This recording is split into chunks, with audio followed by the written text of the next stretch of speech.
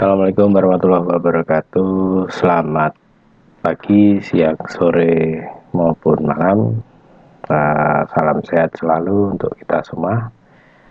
Kali ini kita masuki minggu ketiga atau pertemuan ketiga yang akan membahas mengenai proses AMDAL.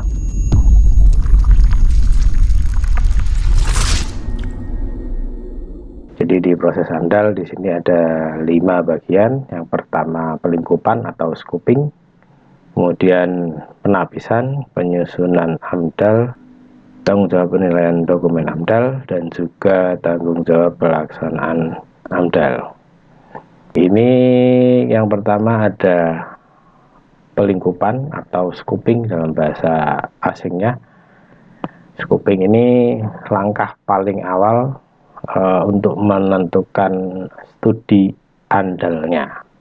Jadi ruang lingkupnya dibatasi di sini sehingga nanti diharapkan memperoleh hasil yang baik dan akurat dalam pengambilan keputusan, karena kajian ini juga nanti digunakan sebagai acuan penyusunan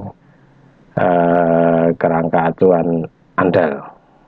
Kemudian di sini ada beberapa hal yang perlu diperhatikan, ada keanekaragaman, sumber daya, dan efisiensi. Nah, keanekaragaman ini muncul karena ada beberapa hal. Yang pertama dari variasi rencana kegiatan itu sendiri, kemudian ada rona lingkungan atau kondisi awal di lingkungan. Jadi kegiatannya pun mungkin bisa sama, tapi detailnya pasti berbeda. Dan untuk rona lingkungan pun di tiap lokasi pun beda-beda, secara administratif, secara geografis itu pasti beda-beda. Sama-sama melakukan kegiatan pembuatan jalan raya misalnya, pembangunan hotel, waduk, kegiatan tambang, itu pasti nanti rencana detail kegiatannya dan juga kondisi lingkungan di awal berbeda-beda. Kemudian kita lihat yang kedua ada keterbatasan sumber daya. Jadi yang mendasari pelingkupan tadi juga salah satunya ada keterbatasan dana, waktu, tenaga, metode, atau yang lainnya.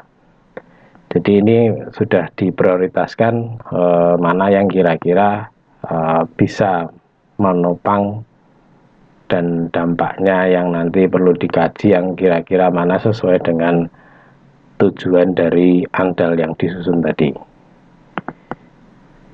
Efisiensi ini kaitannya juga masih dengan sumber daya tadi. Jadi ketika sumber dayanya bagus untuk menangani AMDAL yang ingin diajukan, sehingga efisiensinya ini pasti terpenuhi. Jadi di sini poin pentingnya memang lebih ke biaya, tenaga, waktu untuk lebih efisien dan fokus pada dampak penting yang akan timbul.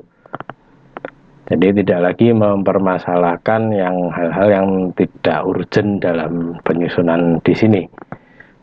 Nah, sehingga harapannya nanti bisa efisien untuk penyusunannya. Jadi di awal itu sudah diperhitungkan benar-benar untuk penyusunan dokumen AMDAL-nya. Oke, penapisan ini proses yang kedua. Jadi di sini sudah mulai memilah rencana yang menimbulkan dampak penting, sehingga tahu mana yang harus disusun AMDAL-nya dan mana yang tidak. Jadi tahu rencana pokoknya yang mana, atau usaha yang menimbulkan dampak ke lingkungan secara signifikan yang mana, sehingga yang tidak perlu AMDAL ya langsung kita sisihkan ya, atau yang tidak menimbulkan dampak penting ya sudah, kita tidak fokus ke sana karena memang tidak perlu AMDAL. Nah, ini manfaatnya. Jadi ada menghindari kekeliruan dalam melakukan studi AMDAL yang belum diketahui dampak pentingnya. Dan kedua, lagi-lagi ke masalah biaya dan tenaga untuk AMDAL-nya tersebut. Kemudian bagaimana skema dalam proses penapisan? Di sini ada beberapa skema yang menjadi penting untuk dicermati. Jadi kita lihat dulu dari sini apakah kegiatannya ini ada di daftar wajib AMDAL atau tidak. Kalau tidak, sebenarnya lebih ringan karena nanti di sini tinggal melihat kedepannya seperti apa, ada di wilayah sensitif atau tidak. Kalau tidak juga lebih enak lagi, sehingga nanti keputusannya tidak wajib AMDAL. Tapi bagaimana kalau iya? Bagaimana kalau ini ada di daftar wajib? Nah, untuk di daftar wajib itu tentunya juga dilihat lagi nanti kegiatannya apakah multisektor atau hanya satu sektor saja. Kalau kita lihat yang satu sektor dulu, oke, berarti ini kan tidak ya, tidak. Terus kemudian ada di kawasan tertentu yang spesifik, misalnya cagar alam, hutan lindung, terus kemudian di dekat dengan permukiman atau harus merubah tatanan lahannya. Nah, nanti tinggal dilihat, kalau tidak berarti AMDAL-nya hanya AMDAL proyek biasa. Tapi kalau ada kawasan yang punya spesifikasi tertentu tadi, berarti ini AMDAL-nya masuk AMDAL kawasan.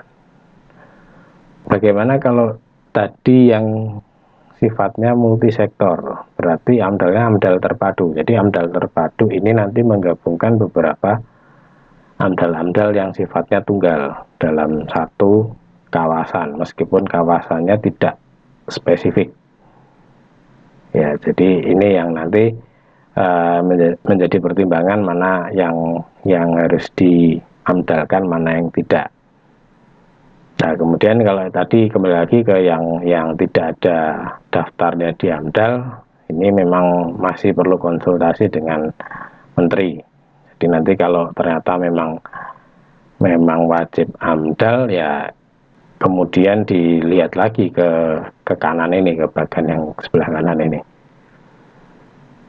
Kalau tidak, ya langsung bisa diteruskan kegiatannya. Ya, ini penyusunan AMDAL di yang proses ketiga. Ini mengacu pada PP nomor 27 2012 tentang izin lingkungan serta peraturan Menteri Lingkungan Hidup nomor 5 tahun 2012 tentang jenis rencana usaha dan atau kegiatan yang wajib memiliki analisis mengenai dampak lingkungan hidup.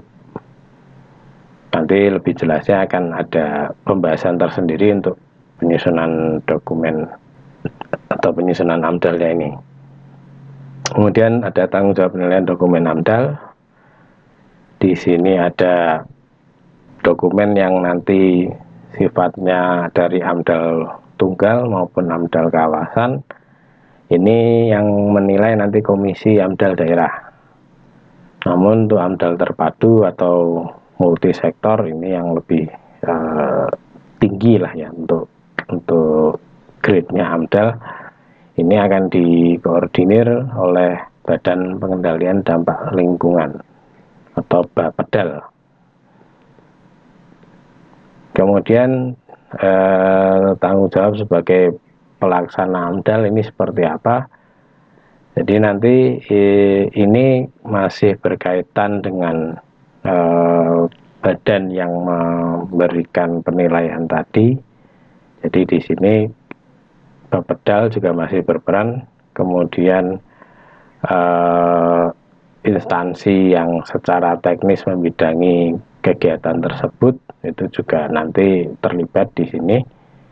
Dan agar pelaksanaan AMDAL bisa efektif, kemudian mencapai sasaran yang diharapkan, ini juga perlu pengawasan dengan mekanisme perizinan yang bagus. Jadi tidak hanya sekedar oh ya sudah dinilai jalan, tapi kemudian tidak diawasi dengan baik, ya nanti bisa saja kegiatannya melenceng dari apa yang dulu pernah disusun.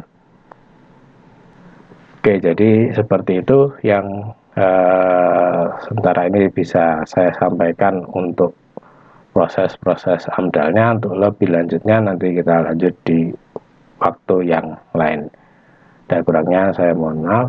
Terima kasih. Wassalamualaikum warahmatullahi wabarakatuh. Selamat pagi, siang, sore, malam, dan salam sehat untuk kita semua.